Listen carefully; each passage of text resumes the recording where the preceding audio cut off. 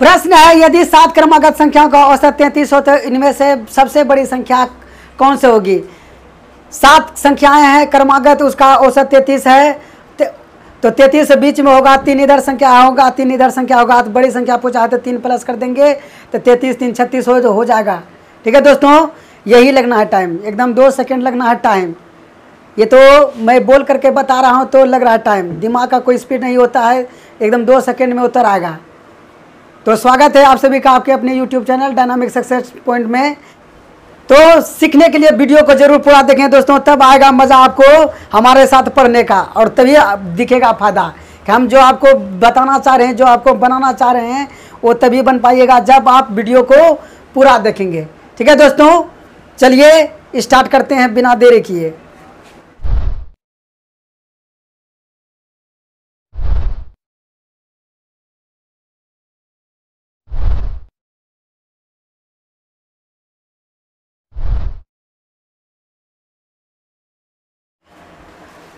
तो सबसे पहले इस प्रश्न को करने के लिए कॉन्सेप्ट बिल्डिंग करते हैं दोस्तों, ठीक ना। Concept is the power, concept शक्ति होता है, ठीक है। तो सबसे पहले हम कॉन्सेप्ट को बिल्ड करेंगे, उसके बाद जो स्पीड मैंने आपको शुरू में दिखाया था आप भी उस स्पीड को अचीव कर सकते हैं, ठीक है ना। तो उस स्पीड को अचीव करने के लिए आपको कॉन्सेप्ट जानना बहुत ज़रूरी है, ठीक है। तो कॉन्सेप्ट जो है, कॉन्सेप्ट उसको हम पहले कर लेते हैं कि क्या है कॉन्सेप्ट, उसके बाद हम इस क्वेश्चन को यूँ चुटकियों में हल कर देंगे, ठीक ना। चुटकियों में हल करेंगे क्वेश्चन को, ठीक है। तो सबसे पहले कॉन्सेप्ट को जानते हैं।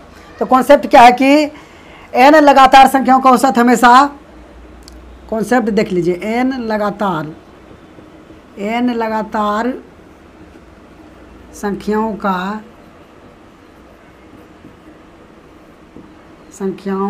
औसत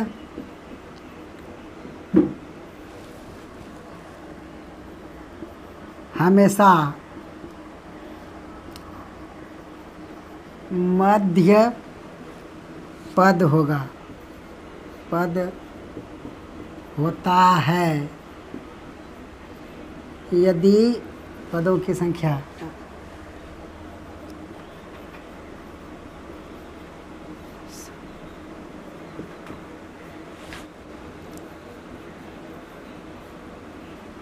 यदि n सम हो तो औसत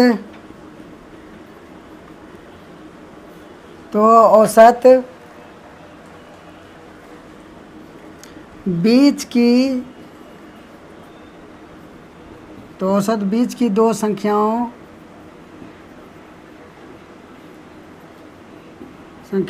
का औसत होगा।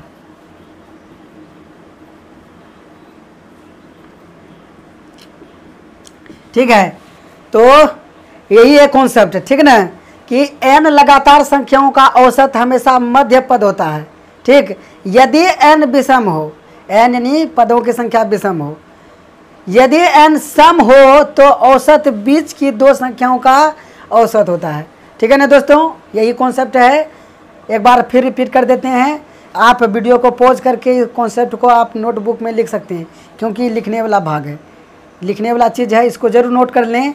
यदि नोट नहीं करना चाहते हैं तो आप इसे दिमाग में सेव कर लें, बेहतर होगा कि आप इसे दिमाग में ही सेव कर लें, ठीक है ना।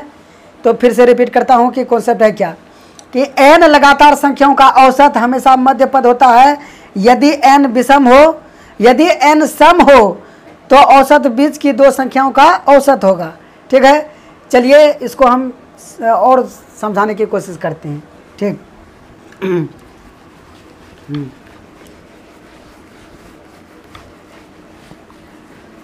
ठीक है ना। तो मान लिया जाए कि संख्याएं हैं कुछ x1 x2 x3 x4 x5, ठीक ना। ये संख्या मान लिया जाए ये संख्या है, और ये लगातार संख्या है। कैसी संख्या है? लगातार संख्या है, ठीक है ना। तो लगातार संख्या का औसत हमेशा बीच वाला पद होता है, अभी यही आपने सीखा। और ये कब होता है? जब पदों की संख्या क्या हो? विषम हो। तो क्या को पद है? 1 2 3 4 5, 5 पद है तो 5 एक विषम है, ठीक है ना। तो विषम अगर पद रहे पदों की संख्या विषम हो तो जो औसत होगा वो हमेशा मध्य पद होता है, ठीक है ना। यानी कि औसत, इस सब संख्या का औसत कितना निकल जाएगा, x3, बीच में है इसलिए x3 निकल जाएगा, ठीक है ना दोस्तों। यदि पदों की संख्या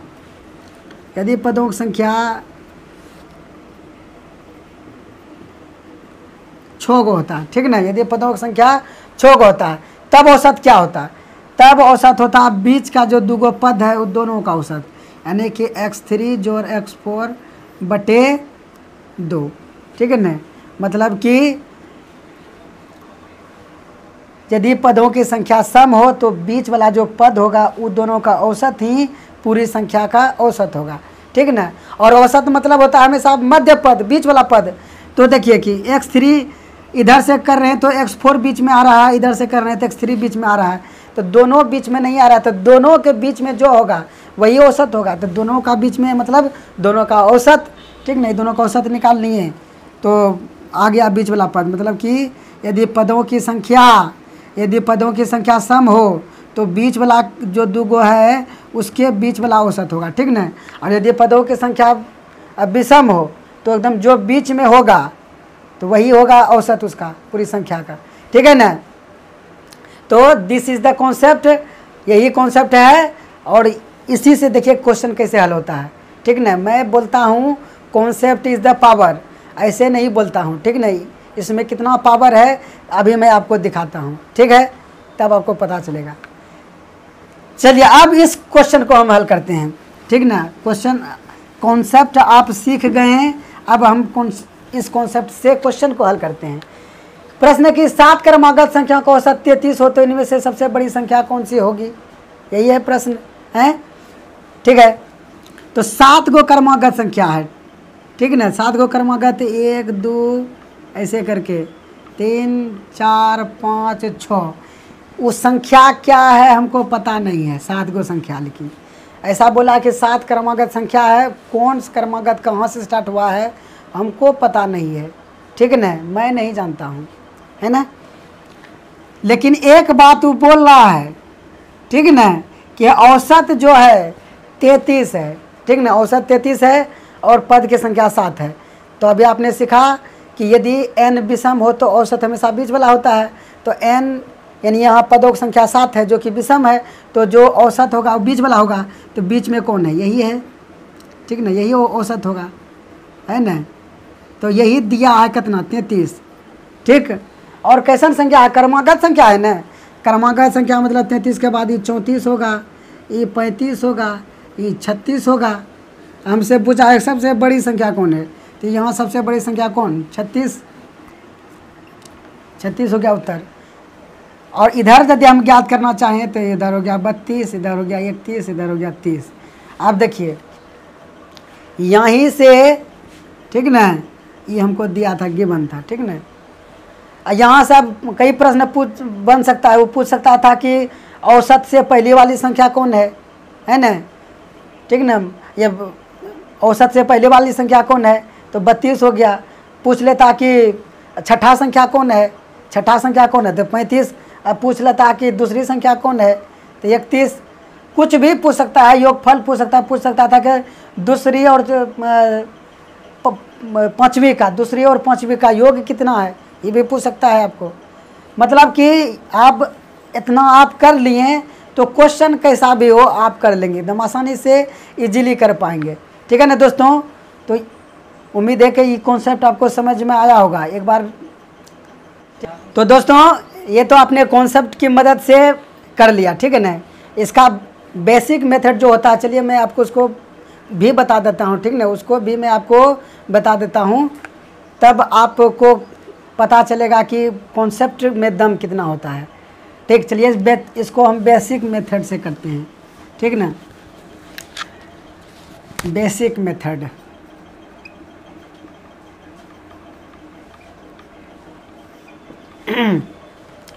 बोला कि 7 क्रमागत संख्या का औसत 33 है। पहले 7 क्रमागत संख्या क्या हमको नहीं पता है, चलिए एगो मान लिए x मान लिए, ठीक है।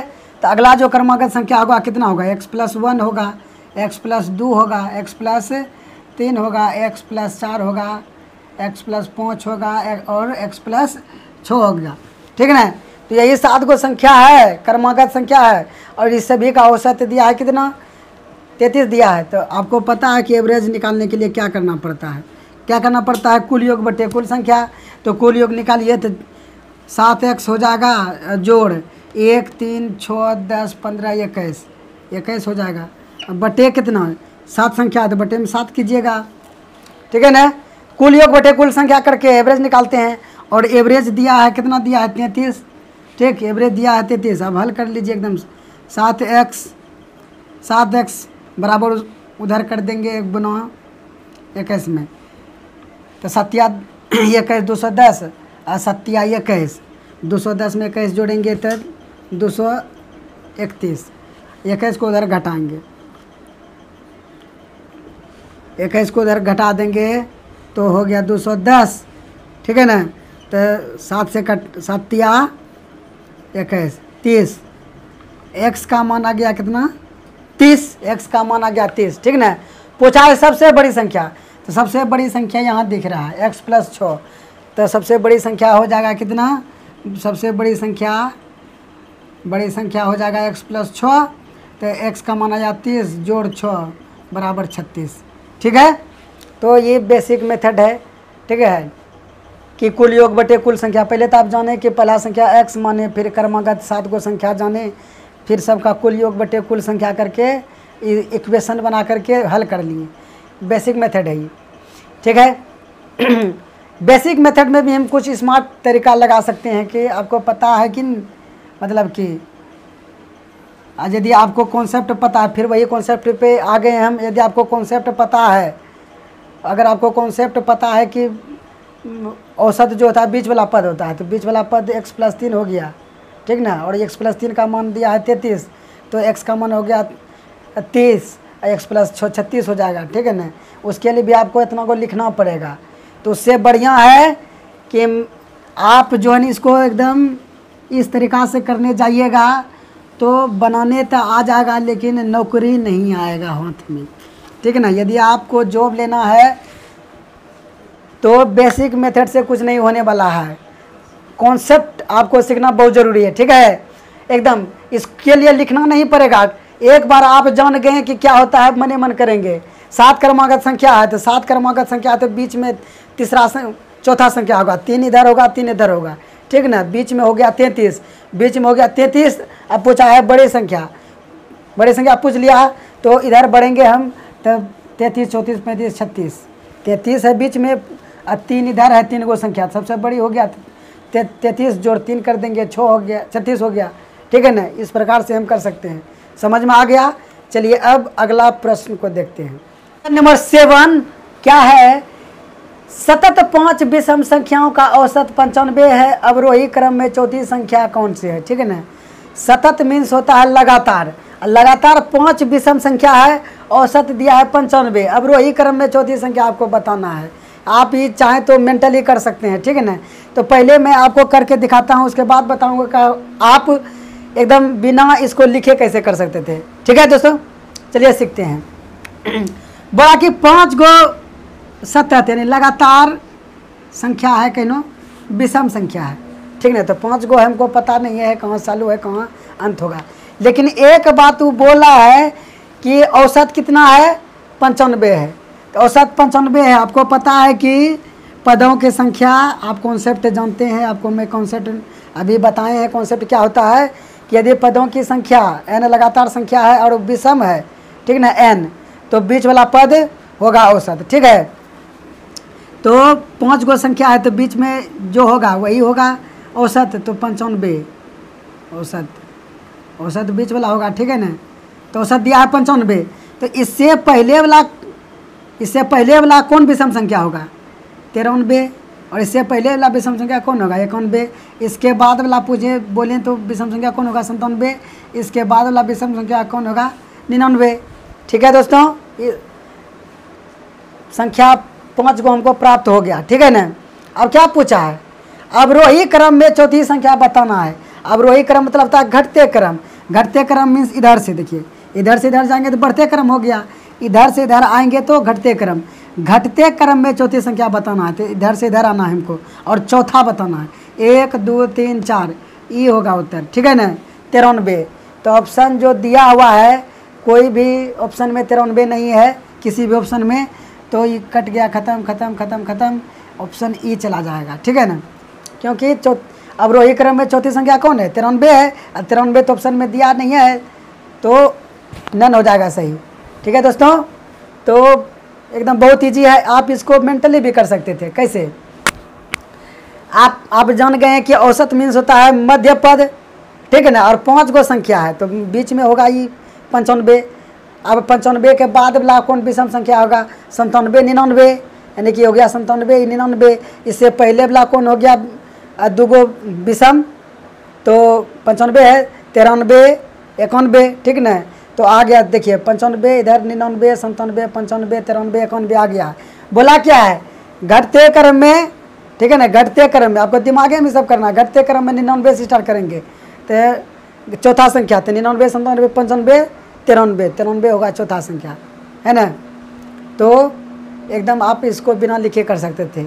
उम्मीद है कि समझ में आया है। अगला क्वेश्चन की ओर बढ़ें, चलिए बढ़ते हैं अगला क्वेश्चन की ओर। क्वेश्चन नंबर 8 है, 4 क्रमागत सम संख्याओं का औसत 27 है, इनमें से सबसे बड़ी संख्या कौन सी है? 4 क्रमागत सम संख्या है, उसका औसत 27 है, तो बड़ी संख्या बताना है आपको, ठीक है। तो आपको पता है कि 4 गो सम संख्या, ठीक है, क्रमागत 4 सम संख्या है, औसत कितना है? 27। आपको पता है कि पदों की संख्या सम होता है, ठीक ना। तो औसत विचलका के बीच वाला होता है, ठीक ना। तो बीच में यही दोनों है, इसके बीच में औसत होगा 27। ये जो दिया है औसत 27 यहाँ होगा, ठीक है। तब 27 से पहले कौन सा सम संख्या आता है? आपको पता है 26 आता है। अब 26 से पहले कौन सा संख्या आता है? 24। 27 के बाद कौन सा सम संख्या आता है? 28। 28 के बाद कौन सा सम संख्या आता है? 30। तो हमको 4 गो जो क्रमागत सम संख्या है प्राप्त हो गया, ठीक ना। ये दोनों का आप औसत निकालेंगे तो 27 आगा चेक कर सकते हैं आप निकाल करके। ओके, अब क्या पूछा है? सबसे बड़ी संख्या पूछा है ना। तो सबसे बड़ी संख्या देख रहे हैं कौन है? 30 है, तो ऑप्शन भी होगा सही। एकदम बिल्कुल सिंपल सा क्वेश्चन है, ठीक है दोस्तों। चलिए अगला बढ़ते हैं। तो दोस्तों क्वेश्चन नंबर 9 क्या है? ए बी सी तथा डी 4 क्रमागत विषम संख्या है जिनका औसत 42 है, बी तथा डी का गुणनफल कितना होगा? 4 गो क्रमागत विषम संख्या है, औसत दिया है 42 और बी और डी का गुणनफल पूछ रहा है, ठीक है दोस्तों। चलिए करते हैं। ए बी सी और डी 4 गो क्रमागत विषम है, औसत दिया है 42।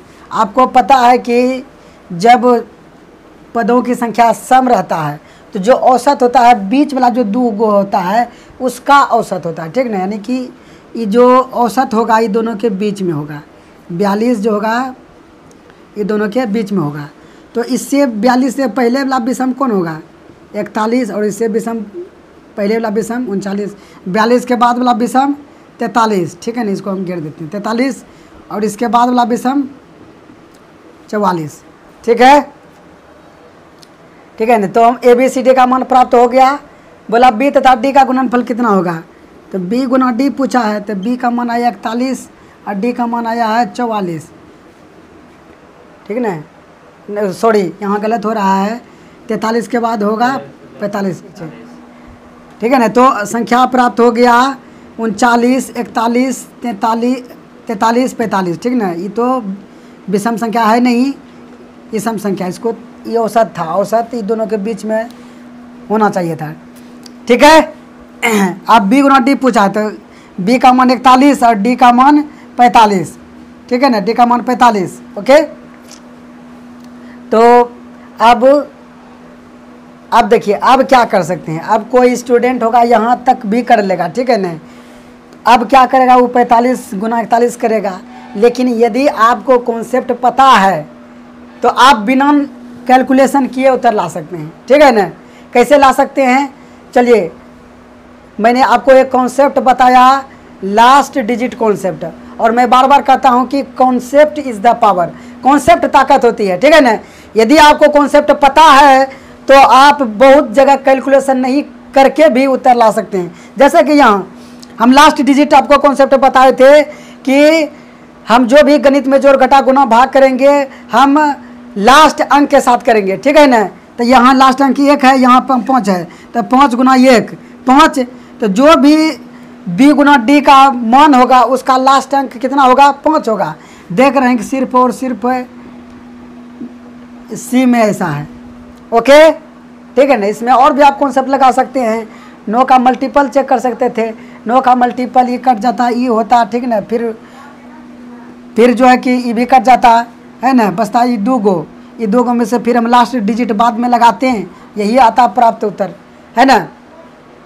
तो कभी कभी ऐसा होता है कि केवल एक कॉन्सेप्ट से ही उत्तर आ जाता है, कभी कभी ऐसा होता है हमको एक के साथ और दूसरा कोई कॉन्सेप्ट लगाना पड़ता है, ठीक ना। एक साथ हम 2 कॉन्सेप्ट को मर्ज कर देंगे तो उत्तर बिना लिखे आ सकता है, और मैं आपको करके दिखाऊंगा, ठीक ना। यदि आप सीखना चाहते हैं तो चैनल को ज़रूर सब्सक्राइब कर लें अभी, और अपने दोस्तों को भी ज़रूर बताएं मेरे चैनल के बारे में शेयर करके। ओके, ठीक है ना। और यदि आपको अच्छा लगता है तो कमेंट तो ज़रूर करें, आपके कमेंट का मुझे इंतज़ार रहता है, मैं आपके कमेंट का स्वागत करता हूं, है ना। तो ये समझ में आ गया। चलिए अब अगला क्वेश्चन की ओर बढ़ते हैं। तो स्टूडेंट्स, आज का इस वीडियो का आखिरी क्वेश्चन है क्वेश्चन नंबर 10। 5 क्रमागत सम संख्याओं ए बी सी डी तथा ई का औसत 66 है, बी तथा ई का गुणनफल कितना होगा?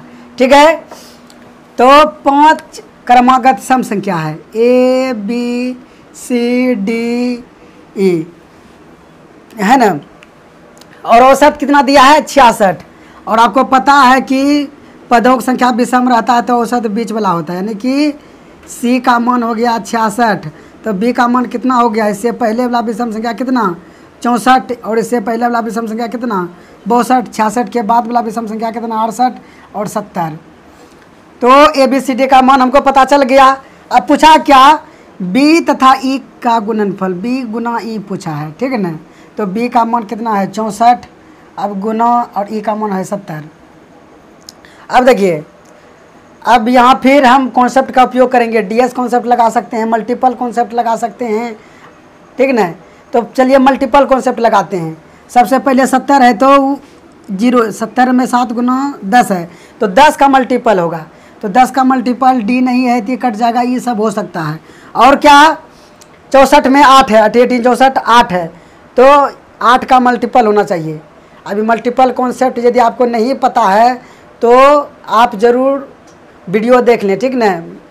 मैं मल्टीपल कॉन्सेप्ट पे पूरा का पूरा एक सीरीज बनाया हुआ है, ठीक है ना। आप देख सकते हैं, लिंक डिस्क्रिप्शन में मौजूद है। बहुत ही ज़बरदस्त कॉन्सेप्ट है, ज़रूर देख लें, ठीक है। तो मल्टीपल कॉन्सेप्ट लगा रहे हैं, ठीक ना। पहले तो देखें 10 का मल्टीपल होना चाहिए, तो डी कट गया। 64 से 8 का मल्टीपल हमको देखना है, 64 से पता चला 8 का मल्टीपल। 8 का मल्टीपल ई नहीं है, ठीक ना, ई भी 8 का मल्टीपल नहीं है, तो और ई भी 8 का मल्टीपल नहीं है, तो एक ऑप्शन ई छूट गया है मेरा, नन।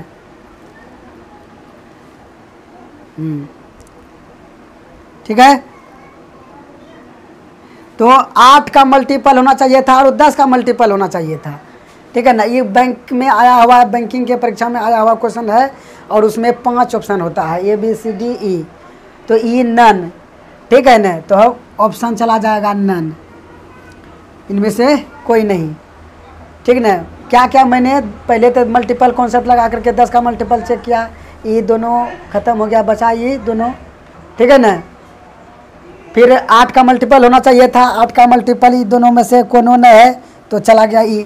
केवल हम कॉन्सेप्ट लगाएं और उत्तर आ गया, ठीक है ना। यदि आप नहीं कॉन्सेप्ट पता है फिर भी करके देखना चाहते हैं तो 64 गुना 70 कर सकते हैं, 0 तेबे करेगा, 64 42 420 7 चौक 28, ठीक ना।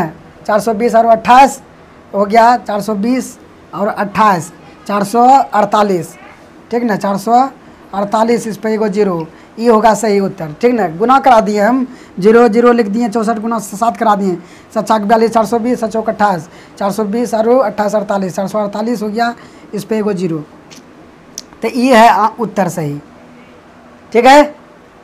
तो आपको समझ में आया होगा कि क्या हो रहा था औसत में, ठीक है ना, और कैसे कॉन्सेप्ट की मदद से हम बिना लिखे कर सकते हैं, है ना। तो कॉन्सेप्ट इज़ द पावर हम बोलते हैं, और इसका पावर आपने देखा, आगे भी आप देखते रहेंगे, ठीक है दोस्तों, यदि आपको आज का सेशन पसंद आया है तो लाइक करें, शेयर जरूर करें अपने दोस्तों में, कमेंट करें कि आपको कैसा लगा।